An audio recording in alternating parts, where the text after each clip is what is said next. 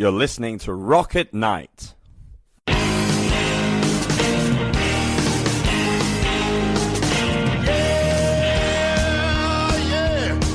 you ready? Hey, tonight I'm gonna take you on a little trip. We're going down south by the mighty Mississippi. I'm gonna take you to a place where lights never dim. Bring your mother, your brother, and your best friend. I'm gonna show you where they dance out in the street. They'll tell you all about your body heat. I'm not gonna talk about it, just gonna do it. Get on down, if you feel good now. Get on down. This is Sharice with Rock at Night, and today we are speaking with Taylor Roberts. He is a guitarist with Taproot, and he's lead singer, guitarist, songwriter with his band called Writing with Killers. Last December, he released his debut album called Full Circle. How you doing, Taylor? Sharice, I'm wonderful. As you can see, I just got out the shower, so I'm feeling nice and renewed and refreshed. But I'm doing good. Excellent. Getting over being sick as well, but I feel much better. I'm glad you're feeling better. I wanted to tell you that I do know all about you. I listened to 5 hours of interviews with you speaking to other people. So I'm so sorry you had to listen to me talk that long. I know we're not going to talk about the same stuff. I know all about your eating a squirrel. Ugh. And I know all about your interest in World War II, and you were an extra in the Dirt, the Motley Crue film. I mean, Yes. you have a really interesting background, but I think we should talk about your music. Yeah, I mean that's why we're here, right? Exactly. I'd love to talk to you about that. Although you are a colorful character. I want to mention to people that Taylor's from Mississippi, and he has made his way north. He's been living in Michigan, the Detroit area, since about 2017? Is that correct? Closer to 2019. Okay. 2019. I'm basically around my 5-year anniversary right now. And I got to see him perform over Labor Day weekend at the Arts Beats and Eats Festival in Royal Oak. And I was very impressed, and I thought, I need to talk to this guy. So here we are. So I'm really glad you enjoyed the set. That really means a lot, and I feel like that was a really important set for us too. Because I mean, as you're aware, Arts Beats and Eats is a very prominent festival for Metro Detroit, and to get invited to play. And that was our first time playing there, and the fact that they gave us such a prime time slot was, I mean, Saturday amazing.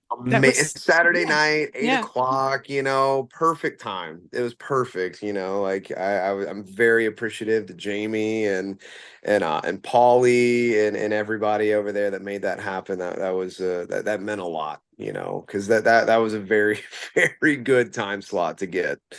First time playing too, like wow. Who was playing with you on the Saturday night? That wasn't the regular bass player, right? No, so that was actually James Laskew, and he and I have been writing together since I moved up here. So in a way, he kind of is one of the original bass players, but he was never a fully fledged like touring member or anything. And our regular bass player Chris was on his honeymoon with his wife, so anytime Chris can't be there, James is my first phone call. And I love making music with that man. He's one of my favorite human beings I've ever met. He and his wife and his baby. I love that family dearly. So anytime I can borrow him from them, I take that chance. What was funny was during your performance, I guess, I don't know if it was his parents or what, but they were live streaming or doing like a FaceTime call with him and his wife and baby, because I was watching it. And I thought, oh, that's so cute that he's seeing daddy on stage. So Jesse and Vola were still in Austin, Texas. I flew James up from Austin for that show to come play. That's how much I love him. That's how much I love being on stage with him. Like I was like, I don't care how far away you are. I got your flight. Stay with me. Let's rip a show together. And that's what we did. So they couldn't obviously be up here for that. So we made sure that we got them, the next best thing, which live right in front of him. I didn't know that. I have been listening to Full Circle on YouTube Music. I think I listened to it about maybe 5 or 6 times. Wow. Thank Yeah, you. yeah. No, I've been listening What'd to you it in the think? car. Honest opinion. I really like it. I have an earworm for a couple of the songs. Fading Okay. Away. It won't, Yeah. I mean, I go to sleep at night, I'm thinking of it, and then when I wake up, I'm thinking of it. That means that's infectious. That, Thank the you. chorus is really infectious. That one was that's a hard one. And funny enough, when you saw us, that was the first time we'd ever played it live.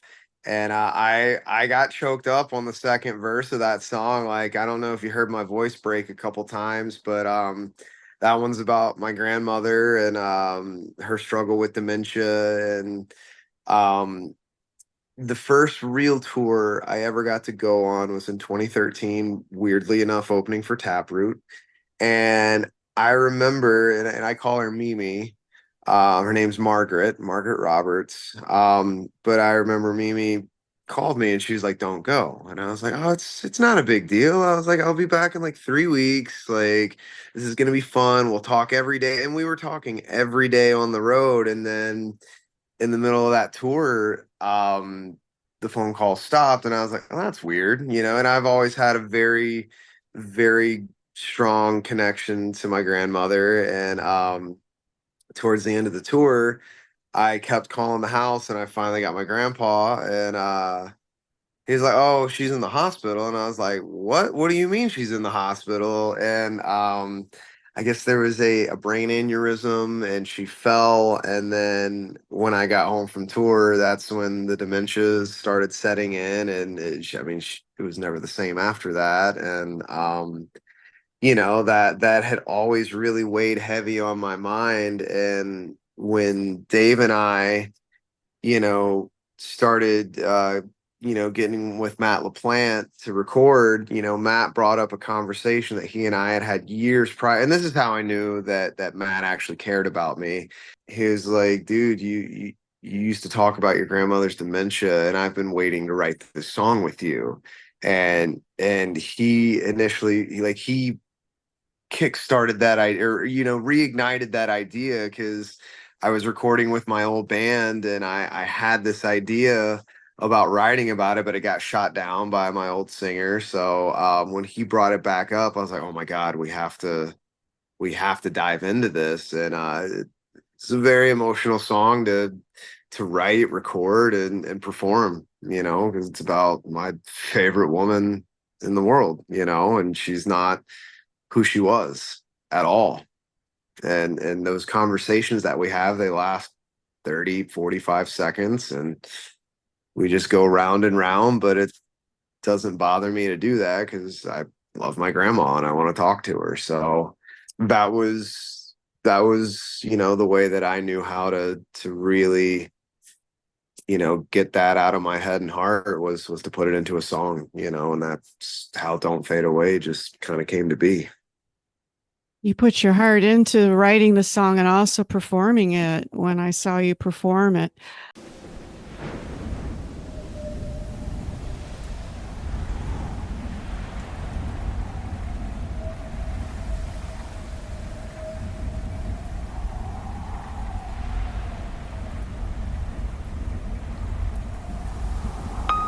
I was here for a moment, then I was gone.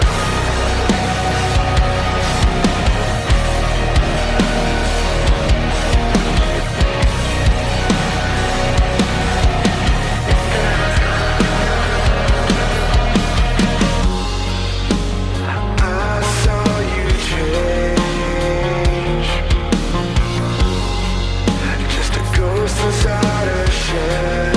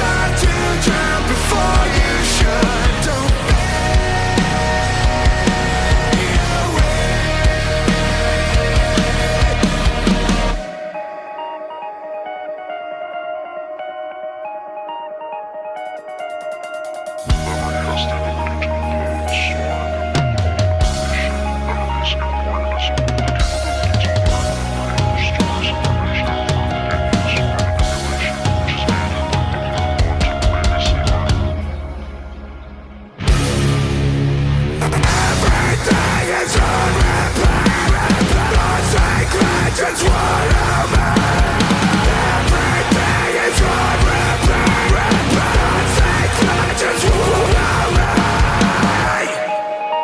I was gone.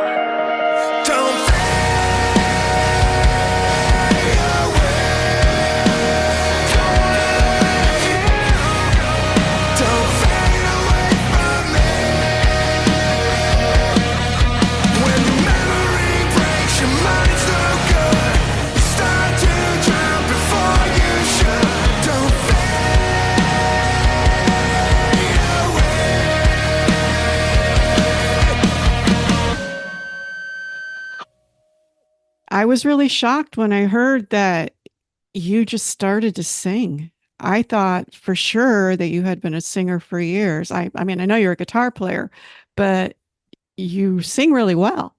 Thank you. I really appreciate that because I'm still, like I'm still, I would say very not like super new and green to it, but I'm definitely not a master by any stretch of the means, and I'm still learning new things every day. And I mean, I just quit smoking marijuana. I'm basically 3 weeks free of that right now, and I am noticing a huge difference in my air control, my ability to hit notes, and like my throat's not scratchy after I scream, after I sing and that set that we did, that was the longest set I've ever performed. I've never done a 75-minute set live.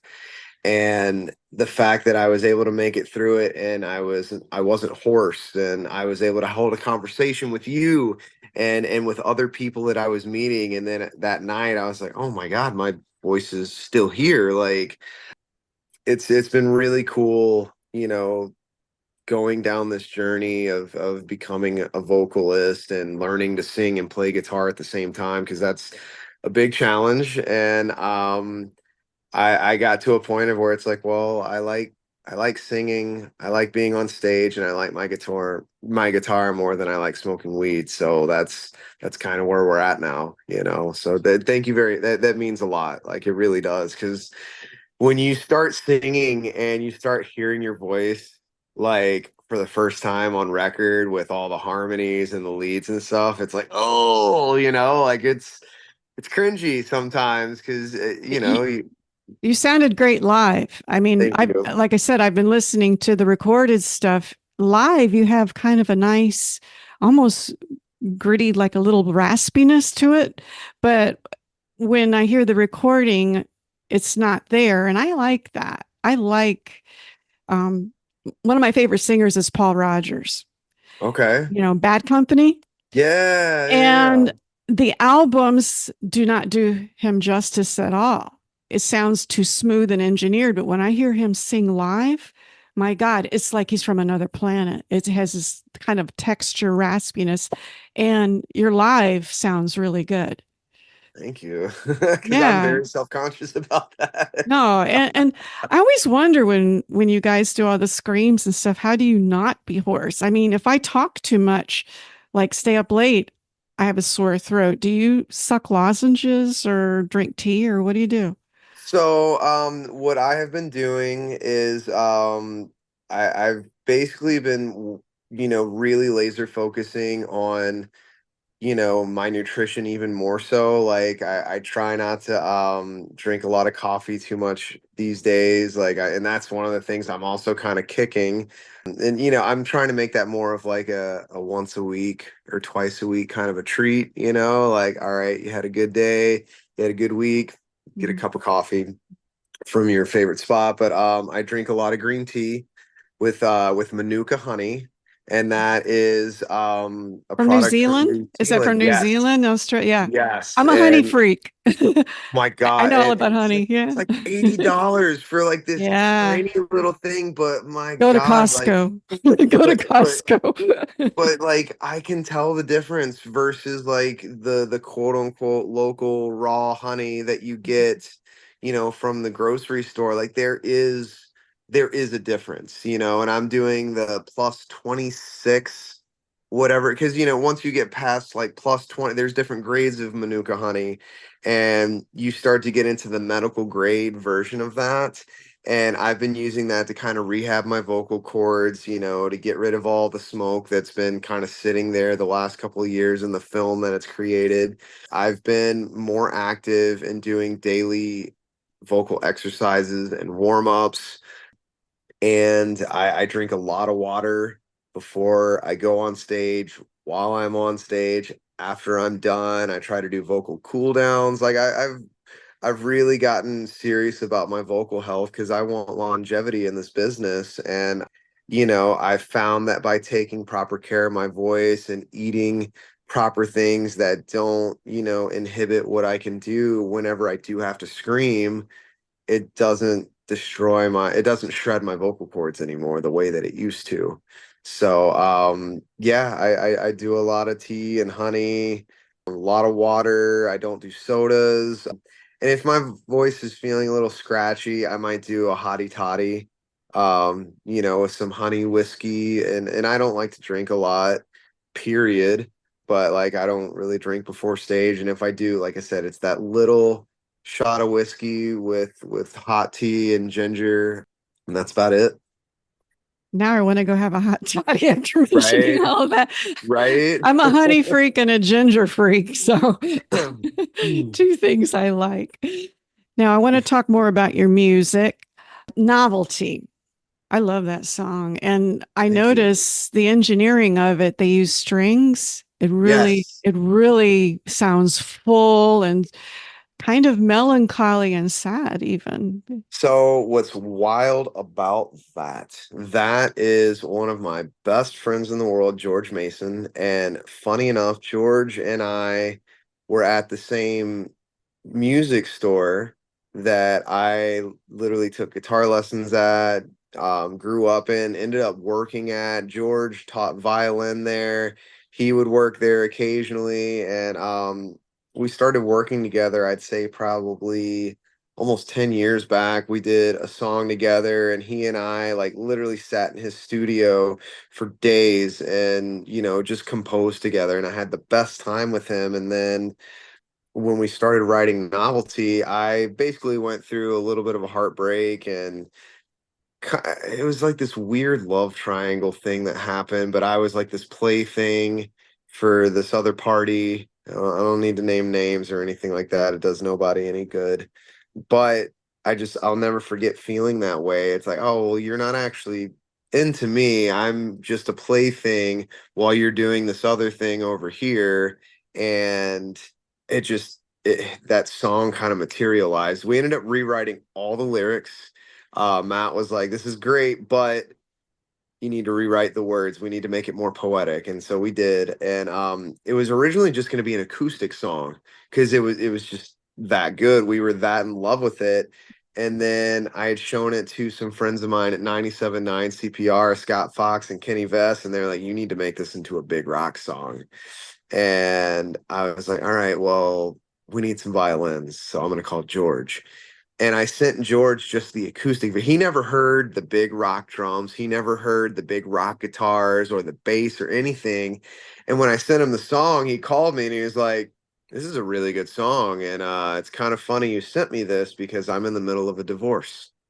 And which blew my mind because George and his wife had been together forever, and he had just left the Gulf Coast. He was restarting his life. And so he was in, I would say, worse of a headspace than I was in. And everything he pulled out was perfect. I didn't tell him to. The only thing I had him basically translate is on the chorus, that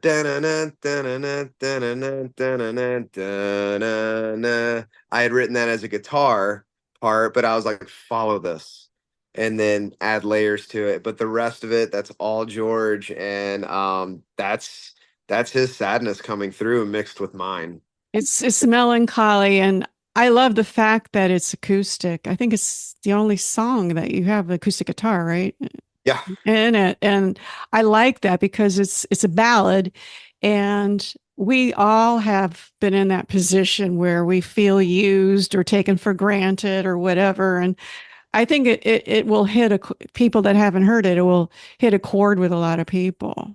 I hope so, you 'Cause know, and that's all I want to do with my music is reach other people and help them realize that they're not alone. Because when I was growing up without my dad and I was getting picked on for being the nerdy comic new metal guitar kid, you know, like all those bands, they said what I didn't know how to at the time, you know, and I was like, okay, well, maybe I'm not this weird freak that everyone's making me out to be. Maybe I do have a reason to be sad, and maybe my sadness is justified, and you know, there's a reason I feel this way, and that's the whole goal, you know, is to help people and make them realize they're not alone. So, thank you.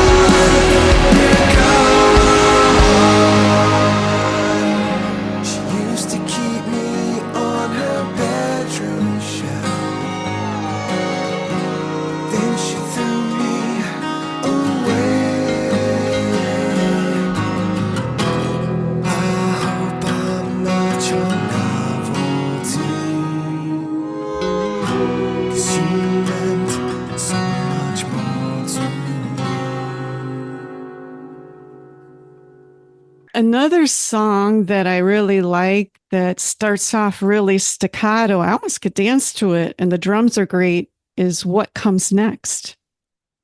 Yeah, that was a really, Like, really fun song. kind of staccato in the beginning and da da da da da da da, you know, the beat. So I'm gonna lay some cards out on the table here, but that's like so Matt and I essentially kind of took that from Billie Eilish. I can't remember the exact song, but we were big fans of that record, and Or maybe it was the bad guy that Yeah, I think it's bad guy. Yeah. but we made it our own. Well, But like, I'm sure she took it from somebody too. I mean, everything's Yeah. borrowed from something. I mean, and honestly, we all just need to write big old apology letters to Black Sabbath and sorry for stealing everything that you guys pioneered. But we had such a good time making that song, and I was working for a really big corporate music store that's still around. And don't get me wrong, like it wasn't all bad because I made some really great friends. I increased my knowledge base. I made some great networking connections. Hell, it led me to being endorsed with Gibson Guitars to a degree. But there was a point to where I realized that I was just a number. I was just an ass in a seat, so to speak. It didn't really matter who I was as an individual. And then I realized that it was slowly starting to consume my entire life because there was this Kool-Aid that they would let you drink. And oh my God, everything's amazing. It's this great world that you have in front of you. But at the same time, I was gaining weight again because I believe I told you I lost almost 100 pounds. And I ended up gaining almost 25, 30 pounds working there. And I saw this vicious cycle that so many people get trapped in. I wasn't playing my guitar. I wasn't paying attention to me. I was getting unhealthy again. And I saw the forest beyond the trees, so to speak. And so I basically had to fight tooth and nail to get out of it. And the person that I was with at the time was so mad at me for quitting. And it's like, dude, I'm not this corporate suit who wants to sit in front of a computer all day. Like I've got things to do. I want to move and use my body. I want to be active and I want to think. And, I can remember so many times because you know how musicians will talk to each other. Like, Yeah. cuss words kind of become part of, the lingo, especially if you're in this business long enough. And like I would get in trouble for using not appropriate, but it's not like every other word was an F-bomb or whatever, but That's how I speak all the time, actually. right, exactly. I'm in the real controlling world, myself. right, Yeah. for the interview and stuff, but in the real world, like that's just how we all talk You mean with they one actually another. told you there not to curb the F-bombs? Really? Oh yeah. Oh, I got Oh my called God. into a meeting with two managers, Oh, and they're that's like like, high school. oh, they were like some people and they called it neighborhoods. And they were like, some people in your neighborhood have complained about your language. And I was like, and I remember I looked at both of them. I was like, didn't you guys say that we're supposed to talk to our peers if we have an issue with one another? I was like, I find it strange that they had to call quote unquote mom and dad and waste all of our times for me to be in here. Like I was a rebellious little shit when I was there. Yeah. It's like, I have a problem with authority like that. Cause no, dude, like when I was growing up, I was on a heavy dose of Ritalin, and I was a zombie. I wasn't in control of my life. So as I've gotten older and I've gotten away from that, like I have a problem with authority like that. And it was whack. It was dumb. And when I finally broke out of it, I was like, I got to write a song about this experience because never again.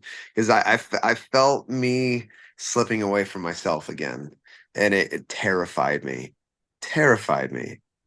Pledge allegiance to the corporate throne. Shut your mouth and be a good drone. Keep me standing on my tippy toes. Work all day with nothing to show.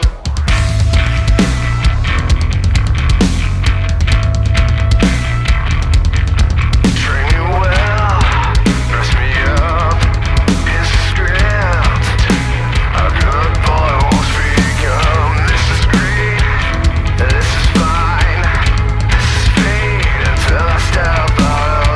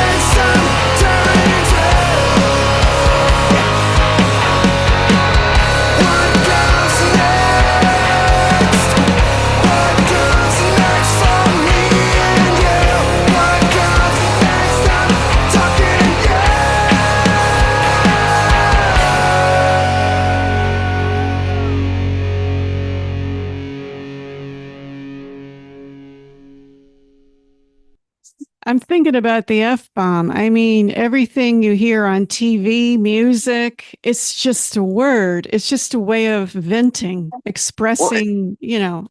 and not only that, but it's like if you're in a comfortable conversation with somebody and you're not using it aggressively, you're just like, oh, blah, what the fuck, or I whatever say it have all the you. time. Yeah. You know what I mean? It's like you create a level of, I don't want to say trust, but you're like, okay, I can talk to this person. I can have a real, true conversation. It's not fake. It's not this, oh, follow the script. You got to be whatever have you. It's like, no, I'm a real human being, and real people say fuck. We do. We The, just do. the more I know and like a person, the more I swear. If I don't Right. swear, that means I feel uncomfortable and I'm worried about what they might think of me. And, I you trust the know, guy that doesn't say y- fuck. I don't trust the guy that doesn't say. yeah, Well, you know what I exactly. mean? Like if you don't cost that, like something's They're up. holding back. They're holding back. Right, Yeah. right. Yeah. Exactly. So and so that's where that song came from, was just the whole fakeness of the corporate culture, and just again me losing myself to that, and that's not who I am at all. I mean, I've got red hair now, and Yes. I've had this for almost 2.5 years now, but it's like I feel unhinged, but I also feel like I'm me, and this wouldn't fly in a corporate office setting.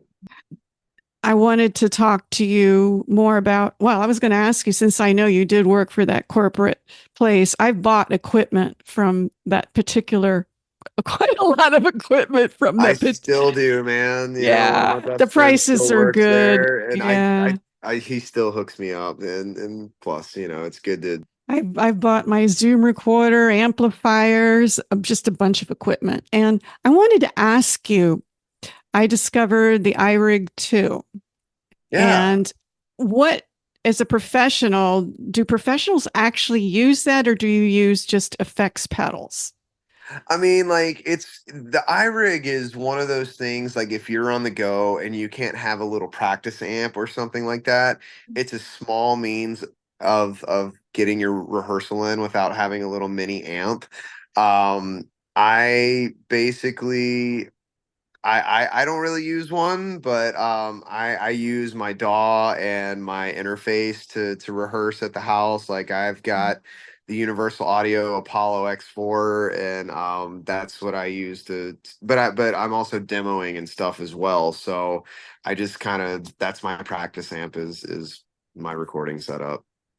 Yeah, because in the old days, I mean, we all had wah wah pedals, effects pedals, distortion pedals, and it's expensive. And when Oh I yeah. finally saw, oh my God, I could use my iPad and software and I have all these cool effects and it doesn't cost much. I just wondered, is that what the pros use or is that just what people, I mean, I don't anybody, know. whether it's pro or beginner, like I know a lot of guys that use rigs like that so they don't have to carry a little small practice amp, it just makes it's for light travel, but anybody and everybody uses it. I'm just not one of them. But that doesn't mean anything either. Mhm. I was curious too. You mentioned, is it Matt LaPlante? Is that his name? Yes. Uh, Matthew LaPlante. he is in Wisconsin or some other. I tried to look him He up. he just moved. I think he's in South Carolina. He's been there, I want to say, within the last year or so. Is that who you recorded your music with? Yes, I've been recording with him since about 2012, and he did the first record. Even though obviously I haven't even begun announcing or teasing it, the second record is already done. But that's the first time in over 10 years that I've used a new producer, and that was with Jacob Herman, but we can get to that later. But yes, Matt And that's what LaPlante. I wanted to talk about is Jacob Herman Okay. and how you got into meeting him and Sweden and all that stuff. You're listening to Rock at Night.